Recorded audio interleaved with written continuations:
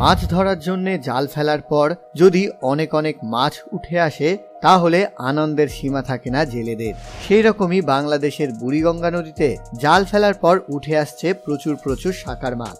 তবে তা দেখে আনন্দে মেতে ওঠার বদলে দুঃখে মাথায় হাত পড়ে যাচ্ছে জেলেদের, কারণ জালে উঠে আসছে ভর্তি ভর্তি রাক্ষসে শাকার মাছ।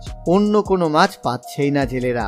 বাংলাদেশের বুড়িগঙ্গা নদীতে চলছে শুধু এই রাক্ষসে শাকার মাছের রাজত্ব, যে কারণে এটি বাংলাদেশের জন্য একটা নতুন পরিবেশগত সমস্যাও হয়ে উঠেছে। কিন্তু কিভাবে এলো এই মাছ, আর এর ফলে কতটাই বা ক্ষতি হচ্ছে, এবং কিভাবে নিস্তার পাওয়া যাবে এই মাছের হাত থেকে?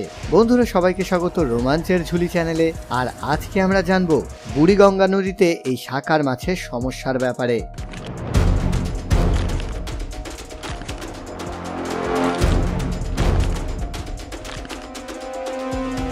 বুড়িগঙ্গা নদী হল বাংলাদেশের উত্তর কেন্দ্রীয় অঞ্চলের ঢাকা ও নারায়ণগঞ্জ জেলার একটি নদী, যার দৈর্ঘ্য 29 কিলোমিটার। বাংলাদেশের রাজধানী ঢাকা শহর এই বুড়িগঙ্গা নদীর তীরেই অবস্থিত, এবং ঢাকা শহরের জন্য বুড়িগঙ্গা নদী অর্থনৈতিকভাবেও খুবই গুরুত্বপূর্ণ। এই নদী দিয়ে লঞ্চ ও দেশীয় নৌকা চলাচল করতে পারে। তাছাড়া স্থানীয় জেলেদের মাছ ধরে জীবিকা নির্বাহ করার উপায়ও এই বুড়িগঙ্গা নদী। এখানে ছোট্ট করে বুড়িগঙ্গা নদীর ইতিহাস জেনে নেওয়া যাক। কথিত আছে, গঙ্গা নদীর একটি ধারা প্রাচীনকালে ধলেশ্বরী হয়ে সোজা দক্ষিণে বঙ্গোপসাগরে মিশেছিল। পরে গঙ্গার সেই ধারাটির গতিপথ পরিবর্তন হলে গঙ্গার সাথে তার যোগাযোগ বিচ্ছিন্ন হয়ে পড়ে। তবে প্রাচীন গঙ্গা এই পথে প্রবাহিত হতে বলেই মূলত ধলেশ্বরী নদী থেকেই এই বুড়িগঙ্গার উৎপত্তি, আর কলাতিয়া এর উৎপত্তি স্থল। তবে বর্তমানে এর উৎস মুখটি ভরাট হয়ে যাওয়ার কারণে পুরনো কোনো চিহ্ন খোঁজ পাওয়া যায় না।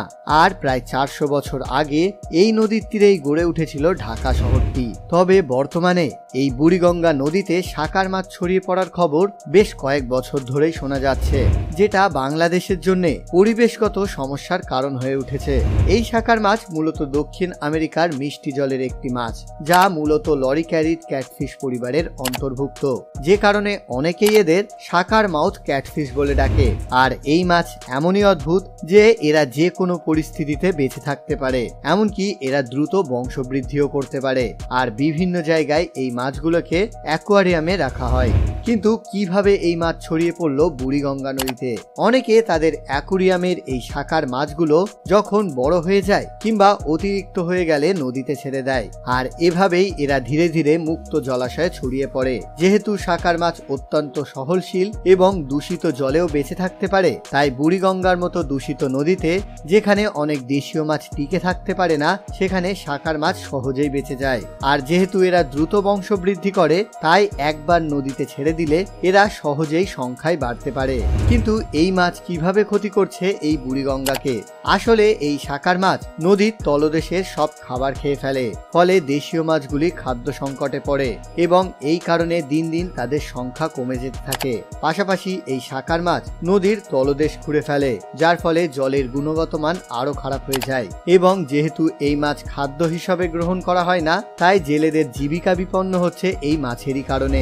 তাহলে কিভাবে নিয়ন্ত্রণ করা যায় এই শাকার মাছ? প্রথম দিকে জনগণকে সচেতন করে বোঝাতে হবে যে অ্যাকোয়ারিয়ামের মাছ নদীতে ছেড়ে দেওয়া কতটা বিপজ্জনক। এছাড়া এই মাছগুলোকে ধরে এদের কোনো উপকারী কাজে লাগানো যেতে পারে, যেমন পশু খাদ্য বা সার উৎপাদনে ইত্যাদি কাজগুলি বেশি মাত্রায় বাড়াতে পারলে এই শাকার মাছের সংখ্যা দিন দিন কমতে পারে। তবে সবশেষে এটাই বলার যে বুড়িগঙ্গার মতো গুরুত্বপূর্ণ নদীতে এই শাকার মাছের আধিপত্য পরিবেশের জন্য বড় হুমকির কারণ হয়ে উঠেছিল, তাই এর নিয়ন্ত্রণের ব্যবস্থা নেওয়া অবশ্যই জরুরি। যদিও বর্তমানে শোনা যাচ্ছে জেলেদের তৎপরতায় এই মাছের সংখ্যা বুড়িগঙ্গার থেকে আস্তে আস্তে কমে যাচ্ছে। তো যাই হোক, এই ছিল আজকের ভিডিওটা কেমন লাগলো কমেন্টে জানাও। যদি ভালো লাগে লাইক করো, বন্ধুদের সাথে শেয়ার করে দাও, আর এরকম নতুন নতুন ভিডিওর জন্য চ্যানেলটাকে সাবস্ক্রাইব করে দাও। টাটা।